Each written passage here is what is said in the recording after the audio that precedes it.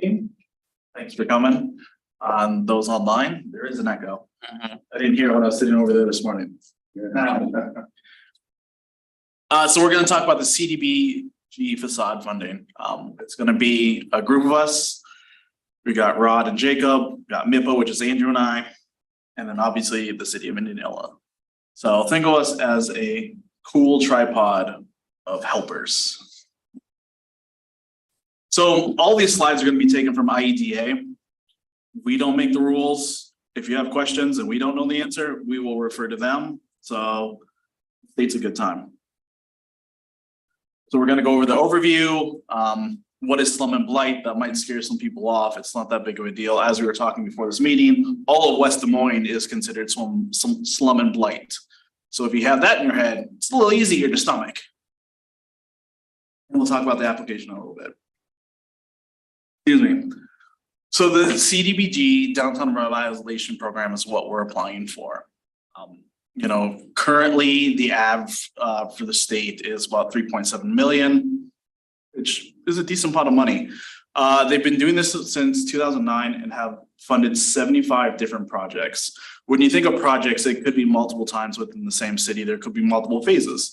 Think of Oskaloosa or Ottumwa, how that looked a decade ago and how it looks now. They've gone through multiple phases. So it really helps the community. Something that IEDA really wants is that visible outcome. So that way, when they drive down the street, they can see the before and after, and it really pops. Really quick too. I did this morning too. I should have done it again. And I apologize. I just really quick want to make sure everybody's aware. So, the previous grant program we just had last year was $125,000 fully committed from the city to the program, where we controlled most of how we distributed those funds. This one's a little bit different that we're going for. This one gives us a lot more money in the end, but it also brings in federal dollars, which has a whole slew of other requirements associated with it. So I just want to make sure everybody's aware, everybody who's online and here tonight, that this program is going to be different than the one that we had last year. It's not going to be the same parameters. Pretty much everything's going to be different with it, but it is another opportunity to bring in grant dollars to the downtown. Thank you, Charlie. And think of it too as the biggest issue that the state is going to focus on is the slum and blight. They're going to highlight, and we're going to highlight many times throughout this, is no residential on the first floor. As with most things with the state, it was a problem once, and so they highlight it multiple times. If you have residential on the first floor, sorry, you're out of luck. So take a look at these pictures, and these are what they're really looking for. These are what is impactful. You might drive by and not think that there's slum and blight, but when you look at the top, you're like, wow, that looks really good. So now we're going to talk about the 2023 application cycle. So that's what we're doing right now. The deadline for us to submit is the 22nd of November. The key things are a minimum of 8 buildings, addresses for award of over $650,000. So that's, you really want to go up to the most. And if you have a minimum of 6, you're going to be under that.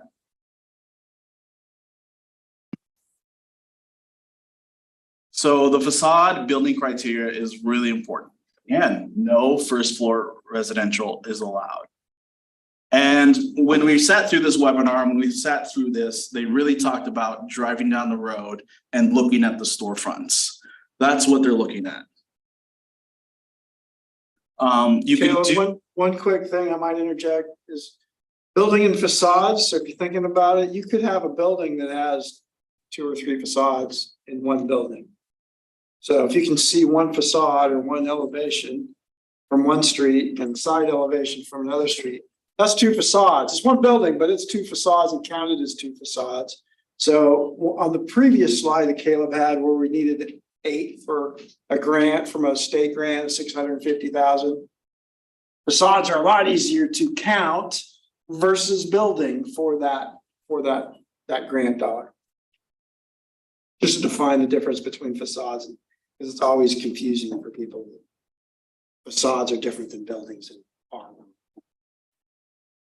Something to keep in mind, rear facades can be used, but it's pretty rare. It would, I think we were talking about an example earlier, what it has to be visible from the street.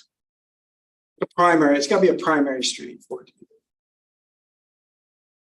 And the roof, a lot of times roofs are big deals, a lot of expensive, there are a lot of limitations.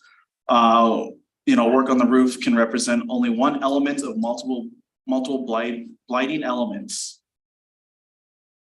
In addition to the roof, there must be a minimum of 2 to 3 other blighting elements, legitimately listed for facades. Blighted roof conditions must be described, documented, and photographed in reasonably the same manner as other building elements contributing to the slum and blight. The 40% funding rule no longer exists, so that's more, on our end. So there are no iconic buildings, so we will skip this. Target areas. When you think of a target area, the state really wants to go phase by phase, target by target, helping the city improve. So we can't create a hexagon, a rhombus. We really want a rectangle. And as we go through this, we can go through multiple phases. So if it makes the most sense to go through this block, later we'll do this block and block over here. So think of it this way: is if you don't get it into this time because it doesn't fit into the block, hopefully there will be other projects down the road, because we have seen successful cities do that. So the development of the project, that's why we're all together.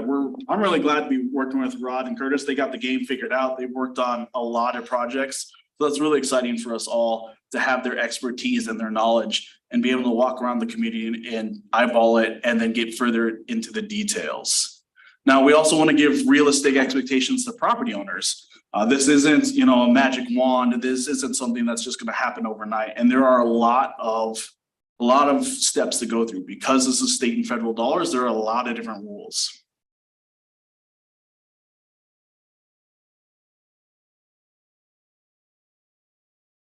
So, meeting the slum and blight, as I alluded to earlier, there are a lot of communities that do this.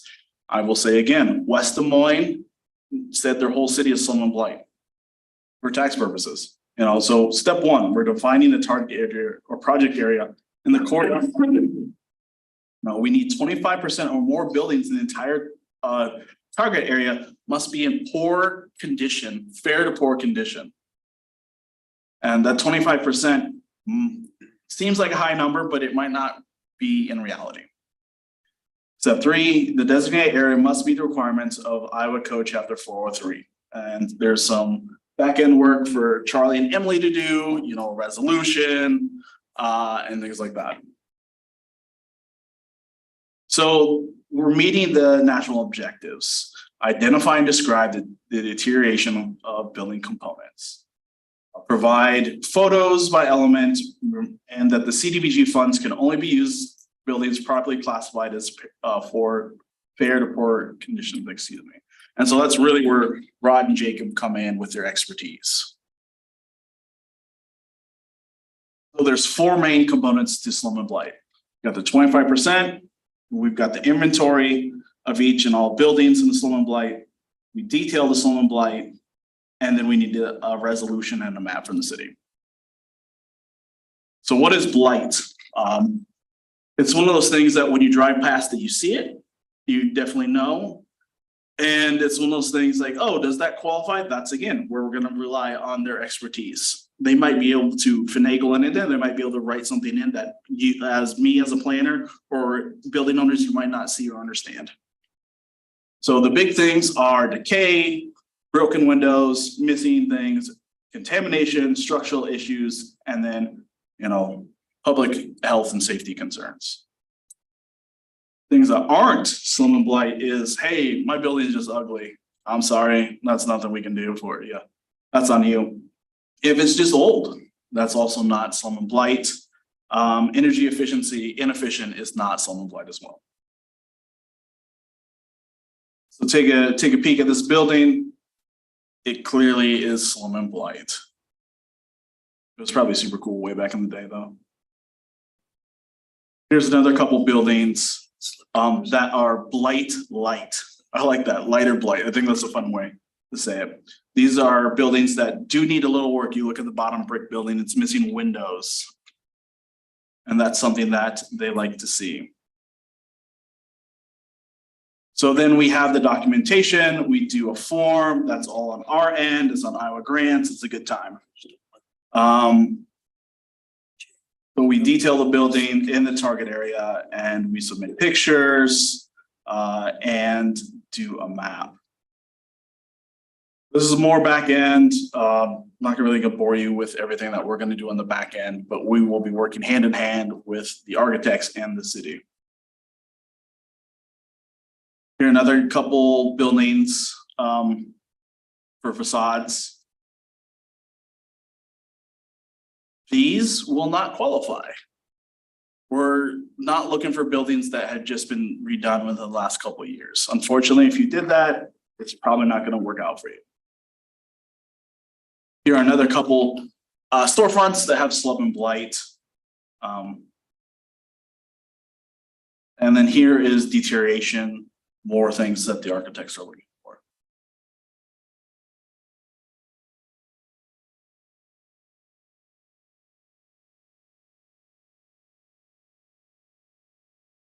So one of the keys for us is making sure that we have great narratives, that we're really selling this to the state, we're really selling the slum and blight. The walls and surfaces, brickwork, discoloration, deterioration, making sure that we're hitting that in the narrative, and same as windows. Figuring out how many windows are missing, if they've been filled in a way. Really, the state's looking to bring the building back to its former glory. So this is the cost estimate. Now, this isn't my area of expertise. This is where I rely on the architects. They're pretty good at the game. They've got it figured out. The state says the average cost is $75,000. The funds can be used properly classified in fair or poor conditions, so the cost should rarely be minimal. So we're really looking for those big ticket items, those buildings that really need the most work. There's historic preservation standards, may increase cost, radon. And the other thing is making sure that the owners are on board. There isn't a lot of hidden costs, it's just they might miss something. Not miss something, there's a lot of unknowns if there's slip covers and things like that. They do have a relatively high contingency, but that's to make sure that we're not having to go over.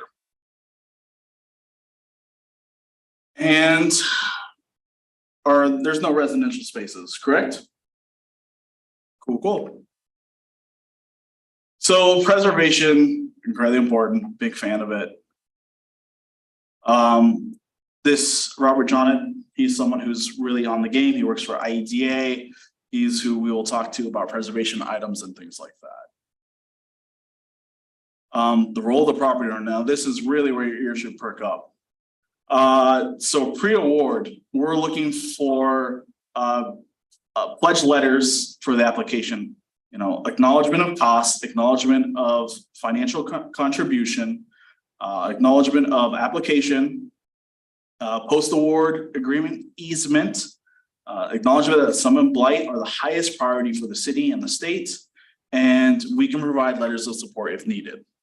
So if you're originally interested and you see the costs that are too high, no one's going to arrest you if you back out.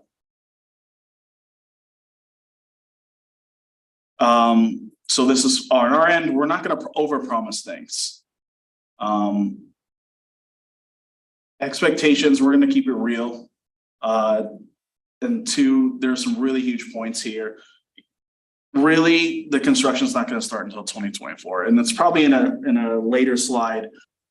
But you cannot work on your building from award to finish.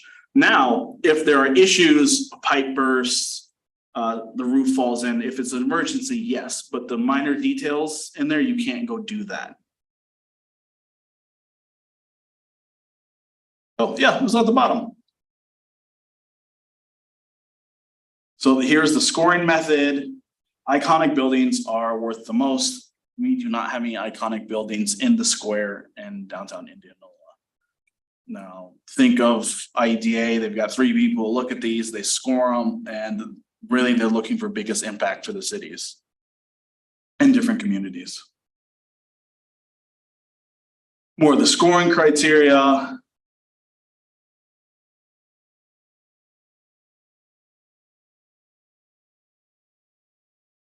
these are the things that we will look to avoid when we write the grant and when we work with you all, the city and the architects, to make sure that we've got the best story to tell for the city of Indianola. So I went through that pretty quick, summed up the slides. If you have questions, ask them. We'll do our best to answer them. If we can't, we're gonna reach out to the state. We've already got a few questions from this morning that we don't have the answers to. I think just a few things I'll add really quick too, again, just noting the differences, I think, in this year's program compared to the one we had last year. You know, the other thing about it, and we've mentioned this morning, was I think this one requires very little effort from property owners. We've got a team here that will help us write the grant. We've got a team of architects that will help do some of the design and cost estimates on that. So when I say you as a property owner would not necessarily be involved in this process, you'd still be involved through the design, giving feedback to the architect along the way. But, you know, last year when we did our program, you were required to do the design, you were required to go out to bid and all of that stuff, where a lot of that's going to be taken back, and that'll be part of our process this year. And simply put, that's just because that is what IEDA requires us to do as part of this grant program. When we're looking at the funding, Caleb pointed out that the funding we could potentially get would be up to $650,000 in federal CDBG dollars that could go to whoever we have apply for that. We're looking at that being kind of 50% of the funding. The other 50% would come half from the city. So the city would be responsible for 25%, and then the property owner would be responsible for 25%. So there is a required commitment from the property owner with this one. So that's also something I think that's worth pointing out on this too. But again, Caleb mentioned if there's any questions, I know we have a few people virtually here. If there's any questions, go ahead and put them in the chat box, and we're happy to answer them. Something else to note too from this morning, something that is really a big component of this is that any participating property owners, Caleb mentioned that you know, unless it's an emergency type repair, you really can't be working on your property to do more cosmetic repairs or improvements. You're going to be limited on that from when, as a participating property owner, the city applies for the funding to when the project closes out, not when you're necessarily when your building is complete. That's something that I think is a little confusing. There's been confusion on that in the past. So it potentially is up to 2 years, you know, where if you have plans for renovations on the inside or something like that, you would not be able to do that. There's a variety of federal reasons why that's not allowed. But again, as mentioned, there's exemptions for emergency repairs or leaking roofs or anything like that. So just be aware of that, you know, going forward or going through this process. If you don't have any big upcoming major renovations plans, great. You know, but if you do that, this might conflict with that a little bit. I might add that this is the architect team, by the way, of Curtis Architecture. So I might add that we are in the pre-application phase. So it might have been a little confusing through the whole process of the presentation relative to where we're at and where we're trying to get to. We are in the pre-application phase, which means that we are trying to get owners who are interested in participating. The architecture team, us, will put together drawings, designs, cost projections, and then all the other administrative type stuff that we'll work with Caleb and Andrew on over here. Or the application, to put the application together that will be given to the state. It's due on November 22nd. So it's got to go bang, bang here. And so on the 22nd, that is when the state then takes all of their city's applications and they judge them, they number them. You saw that they'll give a number based on certain criteria, and then they will award specific cities. So they award 5 or 6 cities relative to the cash that they have in hand to give out. So we won't know that until perhaps sometime in January. Okay, so the other thing I might add to that is in order to properly leverage the dollars, because we have $650,000 from the grant. And as Charlie said, we would have another $650,000 half shared from the city, half shared from building owners. So you end up with a $1.3 million project that we tie as many facades and buildings into that projected cost budget. We have more interest than we have dollars at the moment, from where I'm seeing relative to Indianola. So we won't be able to do it, but I think the city is, at least at this point, depending on how this goes, would be interested in a second phase. Yeah. And 100% I'll add, I think we're interested in continuing to invest in the downtown. We've been doing that for quite a few years now with the various projects that we've been doing. I can't commit dollars. That's obviously a council responsibility. But the council that we currently have in place has been 100% on board with investing in the downtown. So I would foresee that happening in the future as long as we could find ways to continue coming up with funding. We did have one question in the chat. It said that they applied and didn't get awarded funds last round. How should I start the process this time? Rod just kind of explained that. We have interest forms here in the room for people if you want to fill it out. And then we can also, if you want to email us, we can get you copies of those interest forms as well too. We will then pass it on to the architect and they can then reach out to you and kind of go over everything that's needed. And one thing to note too, is the way that the application is structured, and just like Caleb mentioned, the state's really looking for impact on a targeted area. So it's a limited basis. So as building owners are interested in working in this project application, your building might be perfect for this, but due to the structure of the application to the state, if it's off by itself, in relation to other interested building owners, even if it's a perfect project, it may not be perfect for this application. So don't think that just because if it's not selected or if it's off on its own now, in a future phase that could change. So again, note that it had nothing to do potentially with your building or you or anything like that, and wholly in relation to just how this very rigid grant application is structured. The state likes to have all their buildings or facades in a grouping together so that the outcome is more impressive than if you've scattered buildings around the community. So then the phase two, we would go to another district that would have more of a grouping of facades that might be together. So that's another way of kind of saying what Andrew just tried to explain it too. So that may be in part why one building might get chosen over another one in our first phase application. Caleb mentioned, many cities have done multiple applications. So this program isn't going away, and it will continue to be a vital resource for many communities across Iowa, not just Indianola. My building is kind of off by itself. Like there's an empty lot right next to me, and I'm right next to the post office. Across the street is IMU. So it doesn't necessarily have to do with when we're talking about by itself in relation to other interested property owners. And it really is more about how close they are, not necessarily right next to you.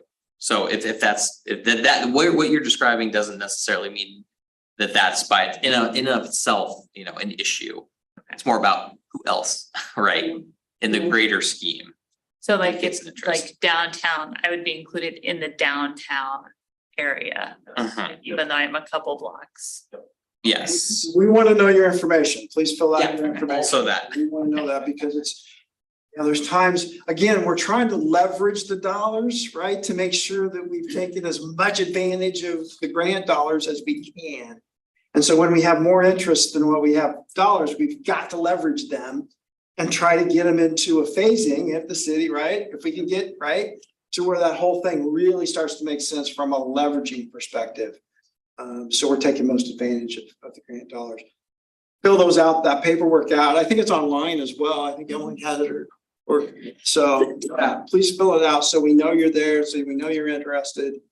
And sometimes even small projects, small buildings has a little niche where we can fit into that leverage, if that makes any sense. Well, and for my building, I own the hardware store, or my mom owns the hardware store on the corner. We actually have 4 facades that face different sides of the, so, but if we only wanted to do two, that would be an option versus all four. Especially since the alleyway is gonna be torn up in the middle. Our alleyway's next, I think, or we're coming up soon. Yes. That's correct.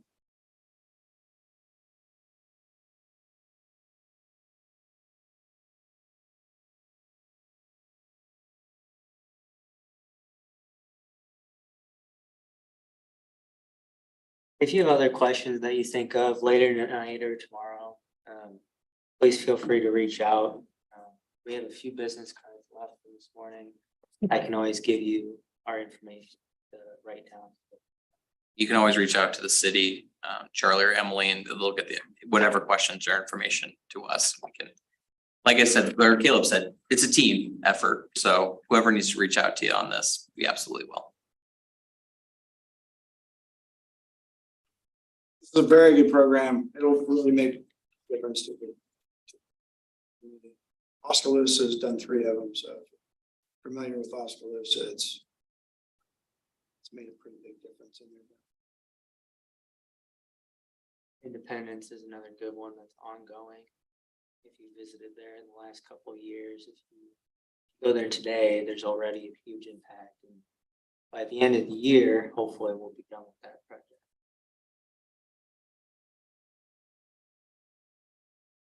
And if you were in a Winterset, I used to live there. Very nice downtown. I was shocked that it qualified, and it did too. So, this program really can happen anywhere. So it's as inflexible as we've made it seem, it actually is pretty flexible in grand scheme. Was it to our advantage that some of the other buildings have already done some facade work already? So that then we are starting to, so that everything now will kind of look like it matches, or that it looks. It depends on how we structure it. I think you can make the case either way. In that case, yes, right? If there's a side of the square that gets grouped together, and then in the application, you can say, look, this side's done. We're done on this side. We're moving on. Yeah, Yes, are that's you talking absolutely- like how if we were to phase it, like, Mhm. are you talking about what's been done to date so Well, far? I'm just saying, like, some of the buildings have obviously had some really nice facade work done. Is it Like gonna the be? past 10 years or so? Yes, in the Yeah, past 10 something years, this year, yeah. is that gonna be of benefit to a side or a section because you're wanting everything, like, Yeah, no, I see what you're saying, and I don't think that it'll necessarily be a benefit that some of those are done. I don't think it's gonna be a hindrance either, though, so I wouldn't be afraid of that. I mean, from the grants application standpoint, I don't think that we're gonna be able to say, hey, hey, 3 facades on this side have been done, we wanna do the rest of them, so hey, please give us money for this. I don't think that's necessarily gonna work. As a matter of fact, if anything, it might hurt us getting that 25% blight, and now put it aside. This grant program for a little bit, and obviously it's great that we've had so many people reinvesting in their buildings in the downtown, and that's what we're trying to do with these programs, is making sure we can continue to get reinvestment and more value in our downtown square. it's not So, really to have a bunch of buildings that look nice and one that doesn't. yeah. If we had every single property owner on board and not a few here that just No, I simply get don't care about their buildings, it would be much easier, but we're gonna have a few of those, I think that, and I think the motto, rising tide raises all ships helps out too, so hopefully, some of those that might, right now be like, I don't want to invest in my building. If we get all of these buildings who continue to invest in their buildings, maybe at some point they go, okay, yeah, maybe I should get involved in this, so.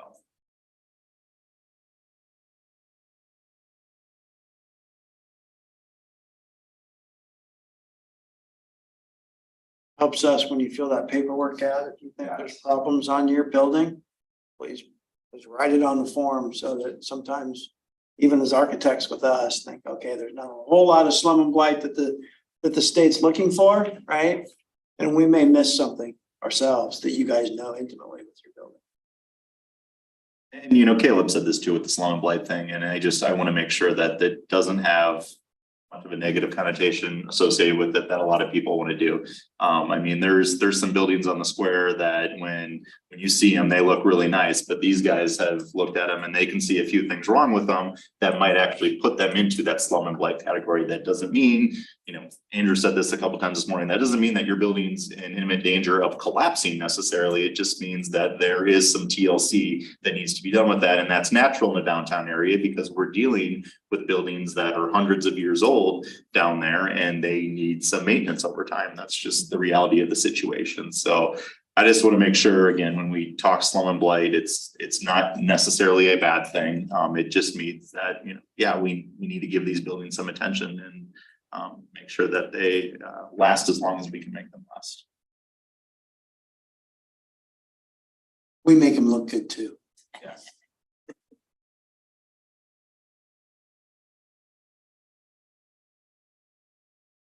All right, well, any other questions here? I don't see any other questions online. And if there are any questions after this, please feel free to reach out to us, Emily or I. We can get you to the right places. Business cards for everybody here are available on the stand over there. So appreciate everybody coming tonight. Thank you. Thank you.